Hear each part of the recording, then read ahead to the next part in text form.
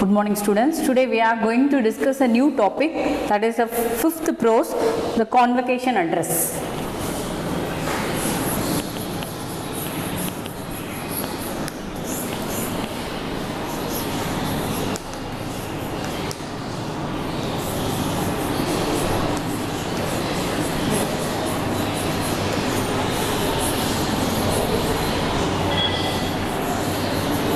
This convocation address is written by Dr. Aringer Annadurai.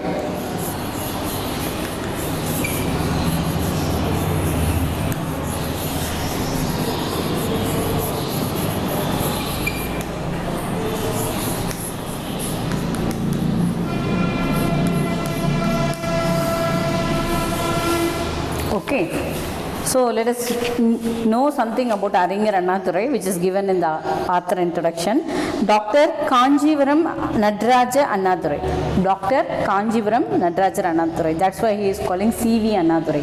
The expansion of C and V is Kanjivaram is a place where he had born, and then Nadarajan is the father name. So Dr. Kanjivaram Nadaraja Annadurai, he was born in 15th September 1909, 3rd February 1996. He was born in 15th September. It will be helpful for you to write any competitive exams. So you remember this when Annadurai was born. He was born on 15th November in the year of 1909. Okay. Then he was passed on the 3rd February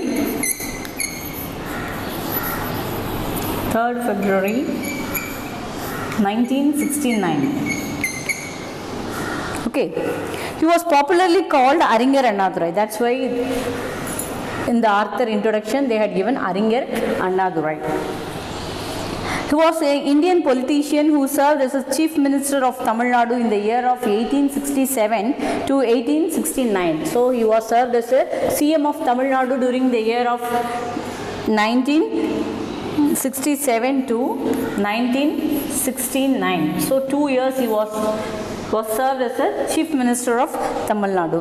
He was a great orator and the acclaimed writer in Tamil. So he is a great orator as well as he is an acclaimed writer. He is a great orator. He can give speech, deliver speech, and he is famous in writing also. Jawaharlal Nehru hailed him as one of the greatest parliamentarians. He was published several novels, short stories and plays which incorporated political and social themes. C.N. Annadurai was awarded the Chum Fellowship at Yale University, the first non-American to receive this honor. He was not American, he was an Indian, even though the Yale University had given him a Chum Fellowship Award. Okay. The same year he was awarded the honorary doctorate by the Annamalai University. In the same year he was honored doctorate by Annamalai University. Okay. So this is the thing which is given to us about Annadurai. If we go and Google it, we can get more information about C.N. Annadurai. He is such a great personality and he is a very good politician. He had brought so many changes in the Tamil Nadu history. Even he had played a great role in uplifting the development of the society. Okay. So before that, so many things we can know about him. He is a very great fighter and he is a very great personality to building the political group. He is a great leader also. Okay. So here they are given a lesson to us. Before that, what goes around comes around. So what are the things which is happening around? Let us see. Every activity in a society, be it development of the infrastructure, education, healthcare, etc., demands research of all the kinds. The research can be mobilized only through the human effect. So every activity in the society, be it development of the infrastructure, education, healthcare, etc. So what are the things we are doing in the society? What are the activity we are doing in the society? Be it should develop the infrastructure as well as education and the healthcare. This is the most important thing that the society need. So demand resource of all kind, the resource can be mobilized only through the human effort. So the things, all the things can be get well only by the human resource. The human being can only bring all the changes. This effects comes from many different sections of the society. Thus, the fruit of the development we enjoy today have come from only through the hard work of many unseen heroes. So, the freedom whatever we are enjoying today, this is not an easy thing. That is the fruit which we are enjoying today. This comes from the hard work of many unseen heroes. It means the unknown leaders. They had suffered for the welfare of the thing what we are enjoying today. Okay, it is our duty to contribute to the development by giving back what we have taken. We have qualified students embarked on his or her career. An element of the service should always be a part of motivation. The society has cradled and nurtured every graduate to bloom and spread their wings. The graduation is an apt time to give back to the society the gain we had obtained. So it is our duty to contribute the development, to develop the nation. We have what we get from the nation, that we have to give back to the nation. So this is society is if you want to nourish means we want to make the society to grow. The graduation is an apt time that what we had received from the society, that we have to give back to them. Okay, what we had obtained, that we have to give back after getting the graduation. Okay.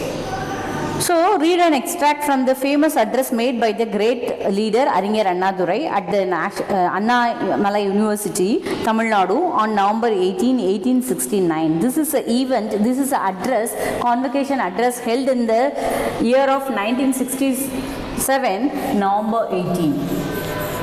So, okay, it is held in 80th November 1967. Okay, this address, it's a small extract they had given to you on the occasion of the convocation ceremony. Convocation means Pattamalizhippu Vizha. After completing the degree, they will give us a convocation. That is the convocation. Okay, so let us see. Here only the lesson is going to begin. That is just they had given an introduction. What we are going to do for the society. That is the thing they had explained there.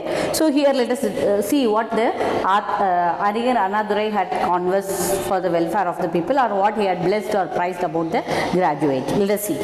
Thankful as I am for the unique honor conference on me by this institution, I stand before this august assembly today to deliver a convocation address for thought it is a pleasure to me present on this happy occasion of greeting the graduates the year and wishing them the bright and the prosperous future. So he is first at the beginning of the address, he is addressing thankful. So he was very much thankful for inviting him to give an address on that particular convocation. So first he is offering his thank to the institution. So unique honor. So they are giving the special honor. Conferred means they are giving him on the name of this institution. By the institution is giving him the opportunity to deliver a speech on that particular day. So at first he is thanking. And I stand before this august assembly today to deliver the convocation address. August means, don't think the month, August means a great assembly. So the people, they are gathering there to get the convocation. At that very big gathering, he is standing there to deliver a convocation address. So he is going to address that convocation. So, for it is a pleasure to present on the happy occasion of greeting the graduates of the year, wishing them all the bright and the prosperous future. He is keeping even though he is standing there, and it is very happy for him to greet the people, those who are getting the convocation, and he is wishing them to have a bright and the happy future for them, prosperous future. Prosperous means well settled future. So he is wishing them. It is not easy task to place appropriate guideline before them. It is not an easy thing to say guidelines, giving guidelines for them. It is good, you do this, you do that. It is not easy, but he is going to present his speech. The first he studied. The fact I was conscious of my own limitation give me a sense of relief, for I shall not attempt to offer original idea or theory with a special stamp. So now what he is telling, you have to notice here, the fact that I am cautious of my own limitation. He has his own limitation. Usually the people, those who are going to give advice, they will say all the thing whatever coming in their mouth. But here he had maintained the decency that he have his own limitation. What is the thing he have to tell to the people? So he is not going to say anything which they can't able to do. So he knows his limitation. So he is going to say, for all I shall not attempt to offer the original idea or the theory which with a special stamp. So it means he himself don't think that is good, that is bad. He don't have any limitations or the theories or facts that it will be possible, it won't possible. So he knows what he want to say to the people and what is acceptable. But some of the he is going to say some of the cardinal principles, okay, one cardinal principles what the people can do in their year. So who offered their advice in the past year, perhaps with annotation here and there, bringing to bear the layman point of view to find of the experts in various fields connected with education. Okay, so here he is going to use some annotation. Annotation means some quotes here and there. He may highlight some the points of some great scholars, those who are related to experts in the field of education. That is the point of layman point. What the usual layman means, what the normal common man will think about what is education, or in their point, the expert's point, what he is going to say in the point of layman, that he is going to say. This is the age of the common man, wherever the regrets some might have, and in its point of view that matter most, and I do climb to represent him in all the ruggedness. So this is the age of common man. Why he is using this age of common man? One thing we want to know before introducing this, I had said so many words about Aringer Anna. He is not coming from the great background of some politicians or great kings or something. He is a man who came from the normal family. Okay, so now the period, the era which is going on, that is from the layman era. So the age of layman, common layman. So there may be some regrets. They may not succeed, or they may have succeed. So there may be some regret. It means the sad things they may have. But that is the point of, that is not a point of matter. So I do climb to represent him in all his ruggedness. Rugged means rough thing. So he is going to say what the layman think about the education. Okay, let us see. Systems and the schools of the thought where it is the philosophy of politics, ethics or economics, and certainly meant for him.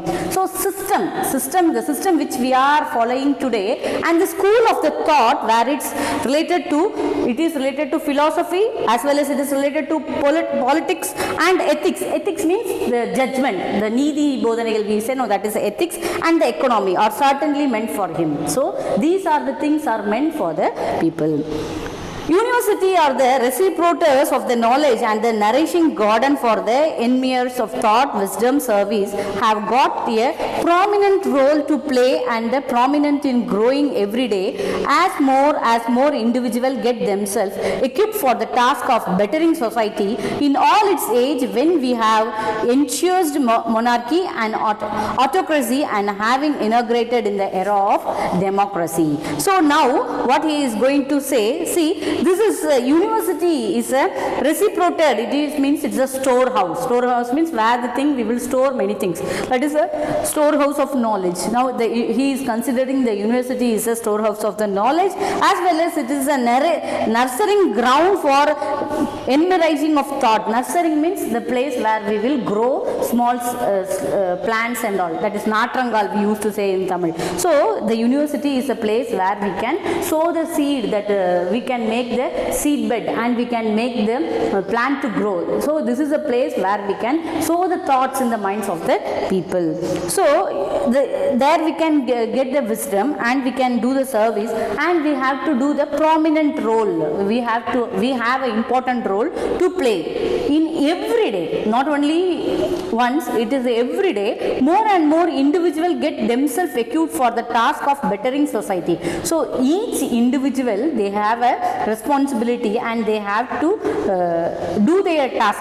It means they have to do their work for the betterment of society in all its age when they have chosen monarchy. So they are living in they can't do anything for the monarchy. Monarchy means autocracy. Autocracy means the people, they will do, the king will rule the country, other has to follow what he was doing. But now we have integrated the era of democracy. Now we are not in the monarchy or autocracy. Now we are integrated, means we are entered or welcomed into the era of democracy. Now we are living in the democracy. So during the monarchical or the feudal days, university had to train the scholar, poet to adore the chamber of the royalty and the glittered mansion of the lord, nobles, and their wisdom was meant for the mansion, not for the marketplace.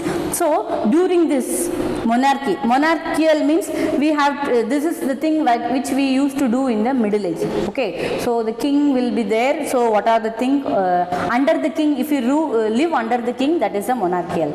Okay, so here that during the monarchical or the feudal days, during that days, the university had to train scholars and the poet to adore the chamber of royalty and the glittered mansion of the lord, nobles, and their wisdom was meant for the mansion. So at that time, the people, the scholars, they are trained, and the poet, they are adored. They have to worship the chambers. They are living in the chambers of the loyalty, and they glittered mansion to lords and nobles. The service are only for the lords and the nobles. Their wisdom are meant for the mansion. Their wisdoms are meant only to praise the kings and the nobles, not for the common man.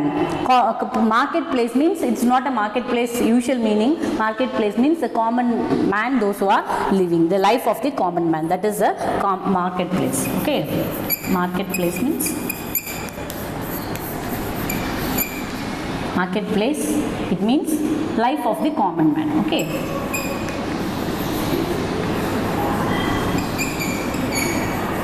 Common people or common man.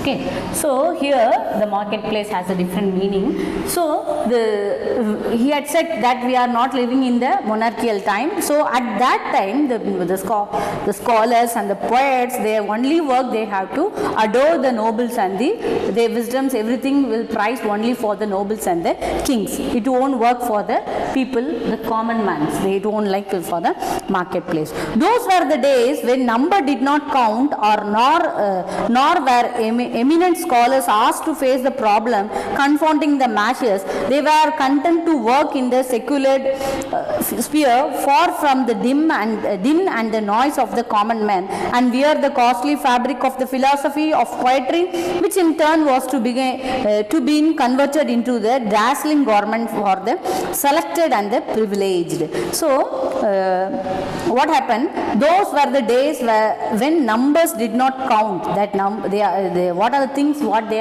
did good to the nation? It was not count. Not where the eminent scholar are asked to face the problem, confront the masses. So they are not leading it shows that they are not leading the life of the normal man. What are the problems they are facing in the society? So they have a special place. The only work for them, they have to prize the scholars and the nobles and the kings, and they are living in a very comfortable zone. They are not counting, means they are not ready to face any problems what the people, those who are living in the society. Nor eminent scholar asked to face the problem confronting the masses. Masses means the people people, those who are living in the country, they are not, the scholars are not facing the problem what the normal persons are facing in the society. They were content to work in the secular sphere, far from the din and the noise of the common man, wear the costly fabric of philosophy of poetry, which in turn was to be converted into dazzling garment for the select and the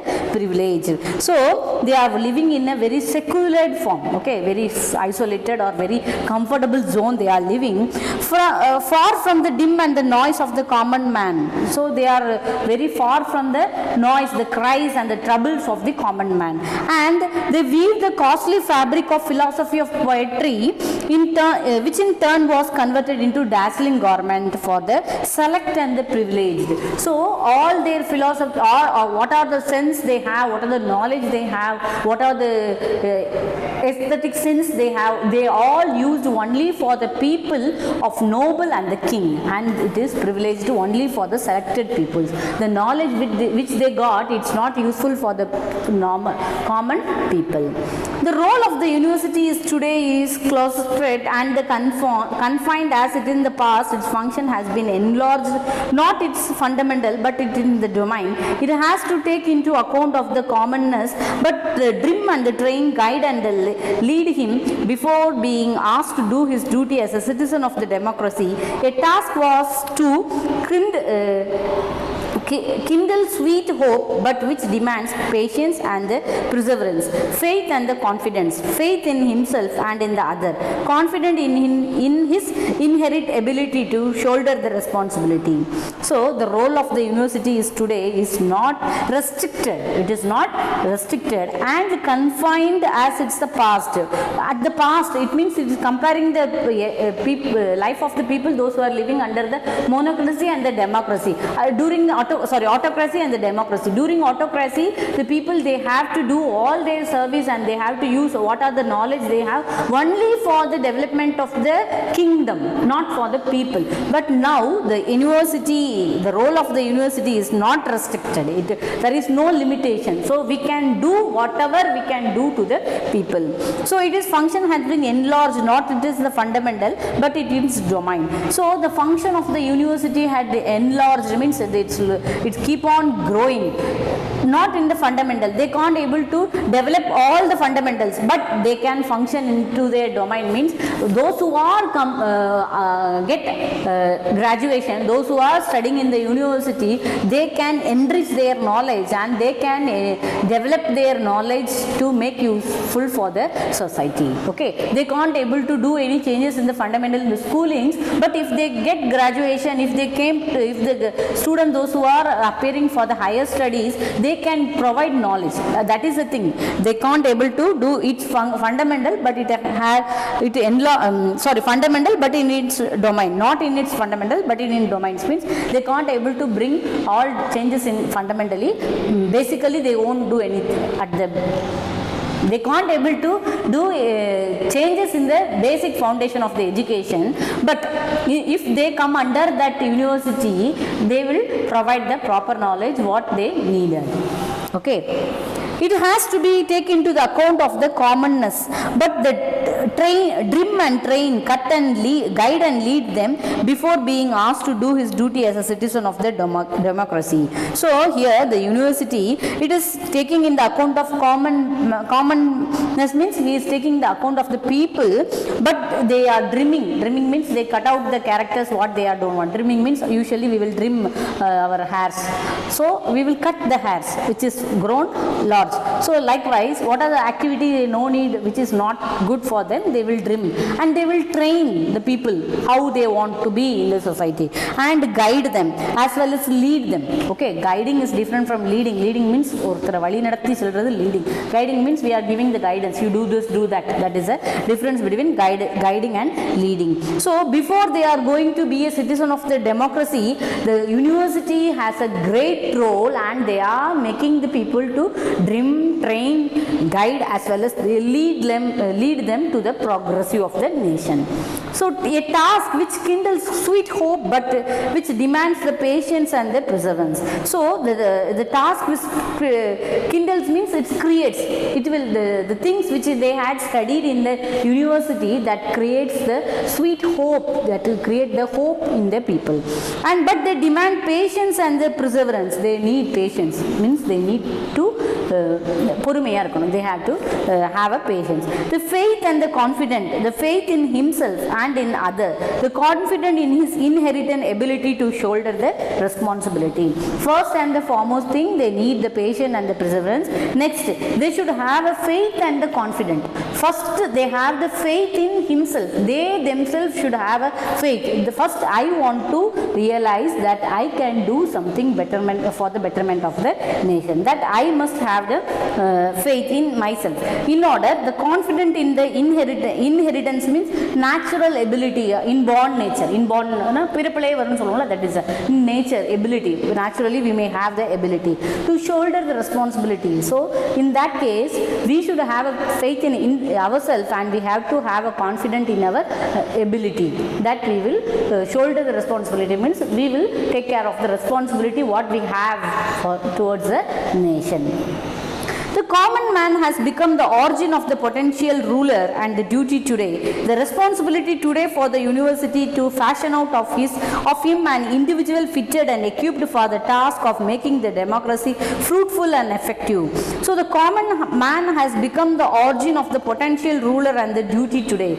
Each common man, they have a potential and they are going to be a ruler, and what they are going to perform the duty of that particular day, that is the responsibility of the university. The responsibility today of the university is to fashion out of him to individual fitting and equipped for the task. Means the university is making him, preparing, molding him, and it is bringing out, fashioning him out, means it's pushing him out as he is a individual fitted and equipped. He knows the methods, he knows the technology, he knows how to behave. That's why they are dreaming and training and guiding, leading the people, those who are studying in the university, and to making the democracy fruitful and effective. In this way, they are making the democracy to fruitful and effective way. So here, the first we had discussed in this lesson, this is about the Dr. Aringer Anna's speech for address on the convocation ceremony, which is held on 18th November 1967 at the Annamalai University.